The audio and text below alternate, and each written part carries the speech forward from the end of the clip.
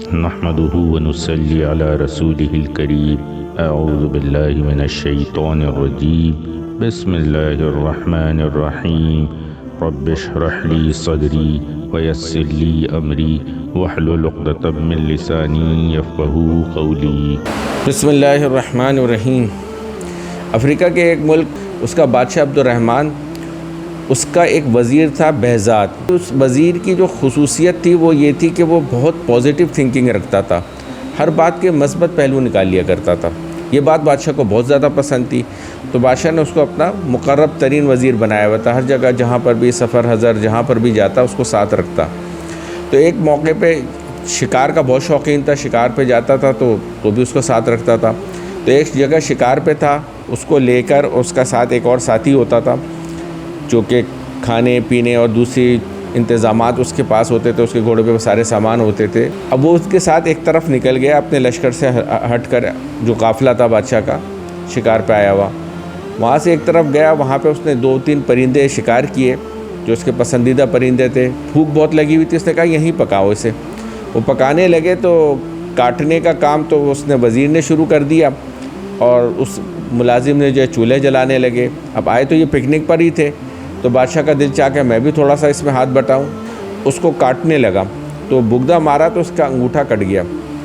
وزیر کا جو تکیہ کلام تھا وہ یہ تھا کہ خیر ہے اللہ اب جو کرتا ہے بہتر کے لیے کرتا ہے۔ یہاں پہ آگے جب اس نے اس کے انگوٹھا کٹنے پہ وہ تکلیف سے کرا رہا تھا، اور اس نے بولنے لگا کہ خیر ہے اللہ جو کرتا ہے بہتری کے لیے کرتا ہے، تو اس پر تو بادشاہ کو بہت ہی زیادہ غصہ آ گیا۔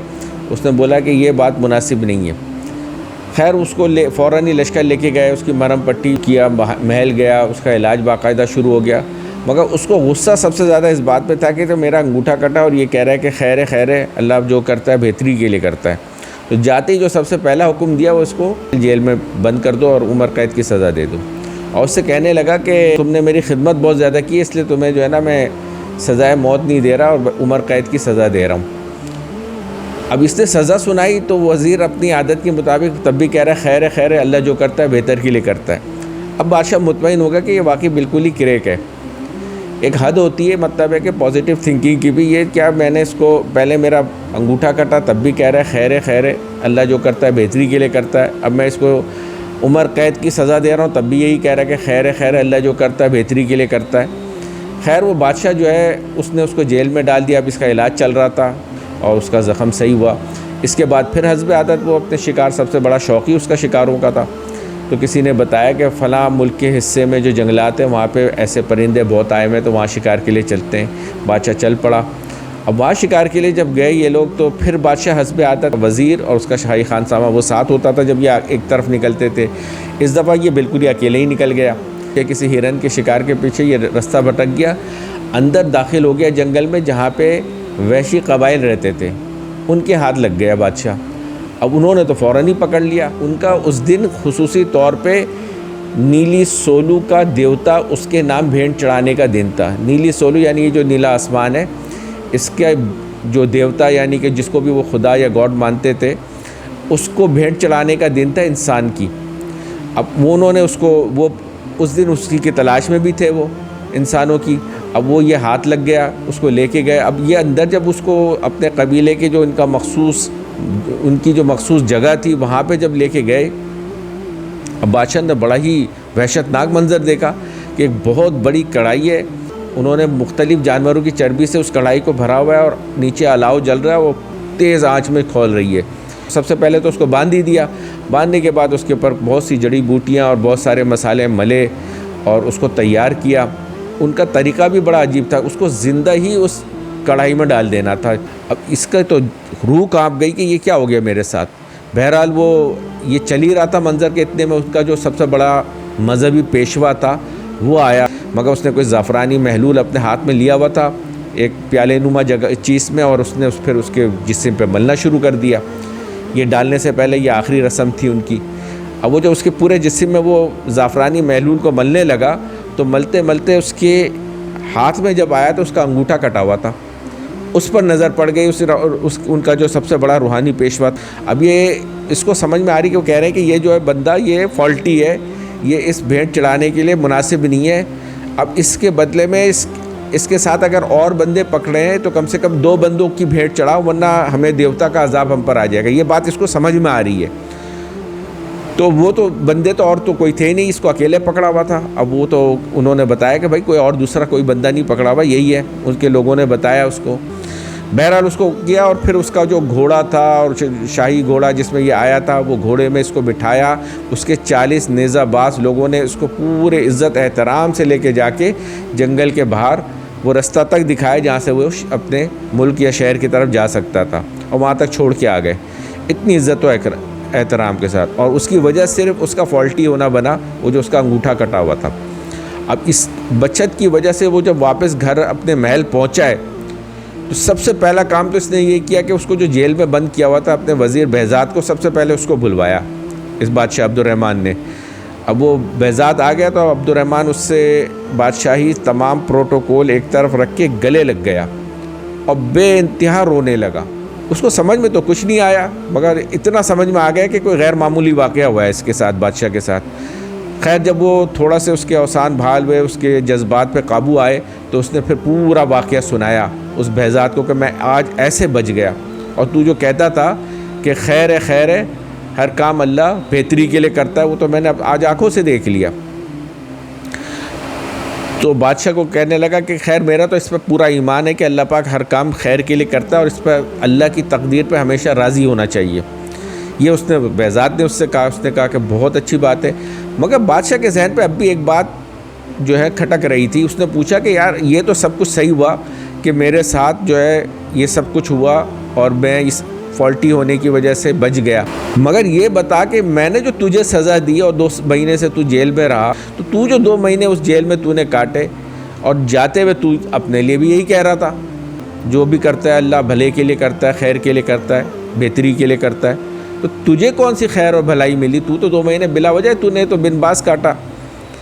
تو وزیر کہنے لگا کہ آپ بادشاہ سلامت، آپ پھر بھول رہے ہیں، جب بھی آپ کسی بھی سفر میں جاتے ہیں اور اس سفر میں اپنے لشکر کو چھوڑ کر بھی اگر کسی طرف نکلتے تھے تو کیا مجھے چھوڑ کے نکلتے تھے؟ کہا نہیں۔ کہا آپ مجھے بھی پکڑتے تھے، شاہی خان صاحب ہم دونوں کو بھی لے کے جایا کرتے تھے؟ کہا بالکل ایسا ہی ہے۔ اب یہ دونوں بیچارے جیل میں ہونے کی وجہ سے بادشاہ کے ساتھ نہیں تھے، تو اب وہ بادشاہ کو سمجھا رہا ہے کہ دیکھیں اگر بادشاہ سلامت آپ اگر ادھر اس سفر میں جو آپ بچ کے آئے ہیں، اگر میں بھی آپ کے ساتھ ہوتا تو آپ نے مجھے بھی لے کے جانا تھا، اس خانسامہ کو بھی لے کے جانا تھا، اور آپ خود بتا رہے ہیں کہ وہ بعد میں کچھ ایسی زبان میں کہہ رہے تھے کہ اس ایک آدمی کو کیونکہ غلط لے آیا اور فالٹی لے آیا ہوتا، اگر اس کے بدلے میں 2 آدمیوں کو اگر تم نے قربانی نہیں دی تو تمہاری معافی نہیں ہوگی، ورنہ اس کے پیر پڑ کے اس سے معافی مانگو۔ اگر ایسا ہوتا کہ ہم وہاں پہ اگر آپ کے ساتھ ہوتے تو آپ کے بدلے میں آپ تو فالٹی ہونے کی وجہ سے بچ جاتے، ہم دونوں ضرور بینٹ چڑھ جاتے۔ تو اس وجہ سے اگر دیکھا جائے تو میں تو جاتے ہوئے جو کہہ رہا تھا آپ سے کہ خیر ہے اللہ جو کرتا ہے بہتری کے لیے کرتا ہے، تو میری بھی جان بچ گئی، صرف آپ کی نہیں بچی، میری بھی جان بچ گئی اور اس خانسامہ کی بھی جان بچ گئی، ورنہ آپ کے بدلے میں ہم 2 آدمی جو ہے بینٹ چڑھتے اس کے۔ تو بادشاہ کو یہ بات سمجھ میں آئی۔ اچھا وہ تقدیر پر اللہ کی کرنی پر بڑا ایمان تھا اس وزیر کا، وہ جو وزیر بہزاد تھا۔ اور اگر ہم دیکھیں تو ہمارے دین نے بھی ہمیں اسی بات کی تعلیم دی ہے، والقدر خیرہ و شرہ من اللہ تعالی۔ اس میں یہی بات ہے کہ جتنی بھی خیر اور بھلائی پہنچتی ہے وہ اللہ کی طرف سے، اور جتنی بھی برائی پہنچتی ہے وہ بھی اللہ کی طرف سے۔ اب اس کو 2 حصوں میں تقسیم کیا گیا ہے، یعنی پہلی جو صورت ہے وہ یہ ہے کہ انسان کو خیر پہنچے، اور خیر میں کیا ہے 2 قسمیں، کہ وہ نعمتوں کے صورت میں پہنچے، وہ اشیاء، وہ انسان کی ضرورت کی یا خواہشات کی چیزیں جن سے انسان بہت خوش ہوتا ہے، یا وہ، اور دوسری صورت یہ کہ یا وہ حالات ہوں جو انسان کے لیے خوشگوار ہوں۔ ان دونوں کا اللہ پاک کہہ رہے ہیں والقدر خیرہ من اللہ تعالی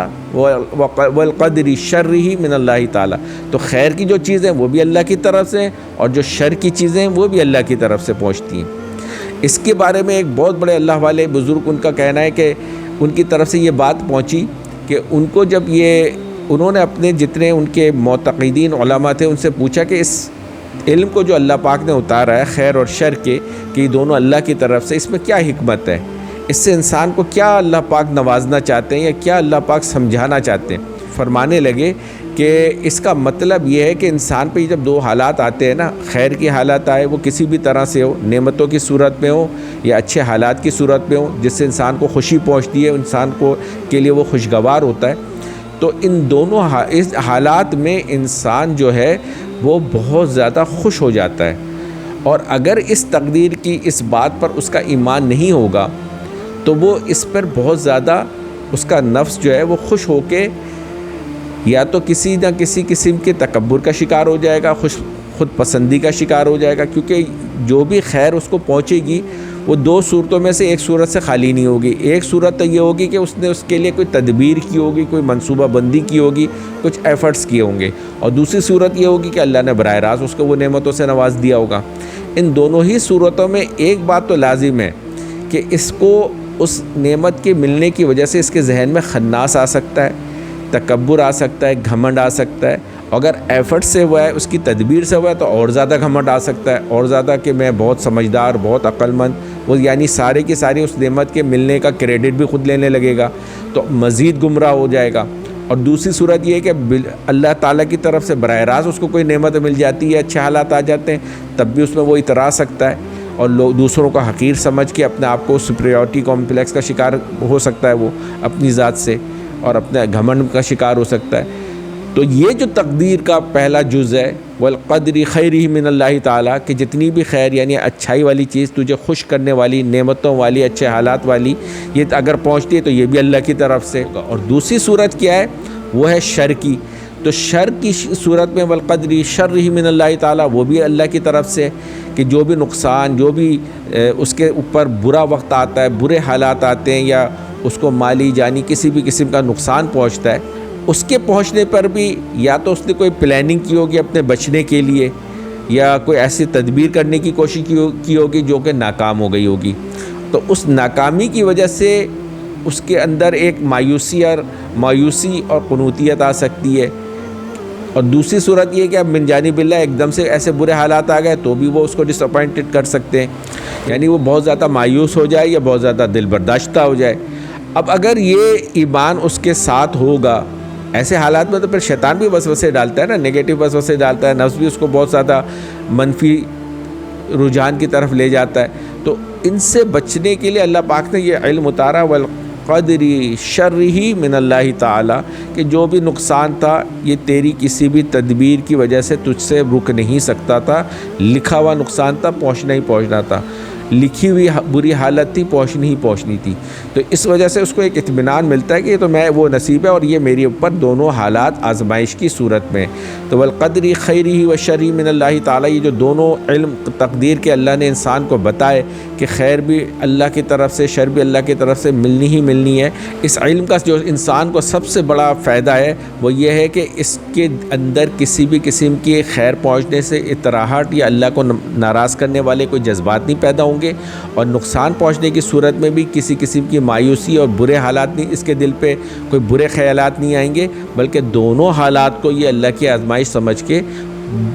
پورے خندہ پیشانی کے ساتھ، خوش دلی کے ساتھ ان کو جو ہے نا فیس کرے گا، اس میں ان اعمال کو اختیار کرے گا جس سے اللہ راضی ہو، اور اللہ کو ناراض کرنے والی چیزوں سے یہ اپنے آپ کو بچائے گا۔ تو یہ بہت بڑا علم ہے،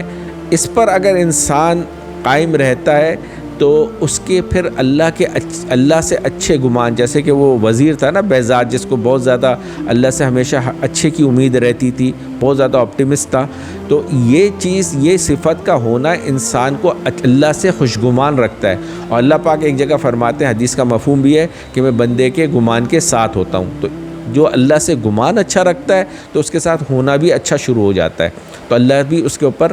بہت زیادہ مہربان ہو جاتے ہیں۔ تو اس اپنے اندر اس خوبی کو پیدا کرنے کی کوشش کرنی چاہیے، اگر خدا نہ خواستہ فطری طور پہ اگر نہیں بھی ہے تو کوشش کرنی چاہیے کہ ہم اس خوبی کے، اس کا ادراک بھی ہو ہمیں، اور ہمارے اندر یہ خوبی پیدا ہو جائے، تاکہ ہم امتحان کی دونوں صورتوں میں، اللہ جو ہماری آزمائش کر رہا ہے اچھے حالات کے ذریعے بھی، برے حالات کے ذریعے بھی، دونوں صورتوں میں اللہ کو راضی کرنے والے ہوں، دونوں صورتوں میں ہم وہ اعمال اختیار کریں جس سے ہمارا اللہ ہم سے راضی ہو جائے۔ ایک اور حدیث شریف کا مفہوم ہے کہ اللہ کے رسول صلی اللہ علیہ وسلم فرماتے ہیں کہ مومن کی کیا ہی شان ہے، جس کا مفہوم بتا رہا ہوں اس حدیث کا، کہ مومن کی کیا ہی شان ہے کہ اس پہ آنے والے دونوں حالات اس کے آخرت کے لیے، اس کے ایمان کے لیے انتہائی فائدہ مند ہیں۔ یہ میں مفہوم بتا رہا ہوں، یعنی دونوں حالات سے کیا مراد ہے؟ جیسے یہ ابھی میں نے بتایا کہ اچھے حالات جو اس کے دل پر یعنی اچھے حالات سے مراد کیا ہے؟ نعمتوں کا ملنا اور خوشگوار حالات کا آنا، اور برے حالات سے کیا مراد ہے؟ کہ نعمتوں کا چھن جانا یا برے حالات کا آنا۔ تو یہ دونوں صورتوں میں یہ اس کو اللہ کی آزمائش سمجھ کے اچھے حالات آتے ہیں، نعمتیں ملتی ہیں، اچھے خوشگوار حالات واقعات اس کے ساتھ ہونے لگتے ہیں، اس پر بھی اس کو بھی اللہ کی آزمائش سمجھتے ہوئے اللہ کو خوش کرنے والے اعمال اختیار کرتا ہے۔ اور خدا نخواستہ اس پر برے حالات آئیں، سختی کے ساتھ اس کو آزمایا جائے، برے حالات کے ساتھ آزمایا جائے، نعمتیں چھین کر، جیسے کہ اللہ نے قرآن میں جگہ جگہ کہا ہے کہ میں نے اس زمین کی زندگی تمہارے لیے دی ہی اسی لیے کہ تمہیں آزمایا جائے۔ تو اللہ پاک تو اس زمین کی زندگی میں ہر انسان کو آزمانے ہی کے لیے بھیجا ہے، اور اس کی دونوں صورتیں ہیں اللہ کے پاس۔ وہ اچھے حالات کے ذریعے بھی اس کے اعمال کو چیک کر سکتا ہے، وہ برے حالات دیکھ کے بھی اس کے اعمال کو چیک کر سکتا ہے۔ اور اعمال کیا اختیار کرنے، یہ اللہ نے اپنے خاتم النبیین محمد عربی صلی اللہ علیہ وسلم کی شریعت کے مطہرہ کے ذریعے ہمیں بتا دیا کہ اچھے حالات میں ہمیں کیسے اعمال کرنے، اترانا نہیں ہے، زیادہ آپے سے باہر نہیں ہو جانا، اسے اپنا کریڈٹ نہیں سمجھنے لگنا، بلکہ اللہ کی عطا سمجھتے ہوئے سربہ سجود ہونا ہے، شکر گزار ہونا ہے، اور اللہ کے اور شکر بجا لانا ہے، یعنی ان نعمتوں کی قدر کرنا ہے، اور ان نعمتوں میں جو اللہ کے بندے اور بندیوں کا حق ہے اسے ادا کرنا ہے۔ اسی طرح برے حالات ہیں تو اس پہ بے صبرے نہیں ہو جانا، مایوس نہیں ہونا، بلکہ اسے بھی پورے خندہ پیشانی کے ساتھ قبول کرنا ہے، اور اس میں وہ اعمال اختیار کرنا ہے جو خاتم النبیین محمد عربی صلی اللہ علیہ وسلم کے ذریعے اللہ پاک نے پوری شریعت نازل فرما کے ان اعمالوں کی ہمیں تعلیم بھی دی ہے، تلقین بھی فرمائی ہے۔ تو یہ ہے مومن کے اصل ہتھیار، جن کے ذریعے وہ ہر پل، ہر قدم پہ، ہر زندگی کے اس کے ساتھ ہونے والے جتنے بھی ایونٹس ہیں، جتنے بھی موومنٹس ہیں، ان میں یہ اپنے اللہ کو مزید راضی کر کے مزید قریب ہو رہا ہوتا ہے اللہ سے، اللہ کا محبوب مقرب بنتا چلا جاتا ہے، اور آخرت کے اعتبار سے اس کے درجات بلند ترین ہوتے چلے جاتے ہیں، اور ہمیشہ کی یہ کامیابی سے اور قریب ہوتا چلا جاتا ہے۔ یہ اتنی بڑی نعمت ہے، یہ ایمان والوں کو اللہ نے تقدیر کے علم کے ذریعے عطا کی ہے۔ اللہ پاک اس پر ہمیں کامل یقین دے اور اس کے اوپر ہمیں چلنے کی پوری توفیق دے، اللہم آمین۔ اس چینل مرشد روبل خان کو سبسکرائب کیجیے اور اپنے فیملی اینڈ فرینڈ زون میں اسے شیئر کیجیے۔ دین پر عمل کرنا ہی ہماری ذمہ داری نہیں، بلکہ اسے دوسرے لوگوں تک پہنچانا بھی ہماری ہی ذمہ داری ہے۔